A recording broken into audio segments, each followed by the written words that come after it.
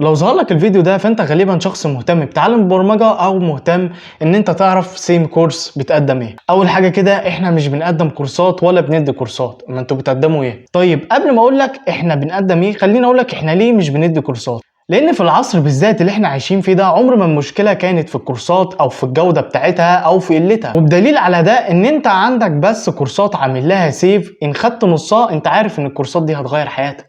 طيب كده المشكله مش في الكورسات، امال المشكله فين؟ المشكله احنا مش عارفين نلتزم، المشكله ان مفيش خطه واضحه نقدر نمشي عليها للاخر، المشكله اللي احنا مش عارفين هنعمل ايه في الاسئله اللي عندنا ومين هيجاوبها لنا، المشكله اللي انا فعلا مش عارف هل انا فعلا مستعد اتنقل من المرحله دي للمرحله دي، ولا بعد ما اخلص الكورس هقع في مشكله مش عارف اطبق، مش عارف نهايه الكورس ده هقدر اعمل ايه في الاخر. كل ده ومشاكل تانية كتير فريق او تيم سيم كورس بيحاول انه يحلها. هنحل المشاكل دي ازاي؟ اول حاجه كده بنحطك مع المجموعه اللي ليها نفس الهدف بتاعك عشان تكونوا مع بعض وتشجعوا بعض، مجتمع حقيقي، وبيكون معاكم منتور. المنتور ده سابقكم في المجال اللي انتوا فيه ده. كل ده بيكون من خلال سيشنز او محاضرات بتبقى لايف، بتسال بتتسال بتجاوب، بتدخل تحديات كل فتره، بتشرح المشكله اللي انت وقعت فيها وازاي قدرت توصل للحل.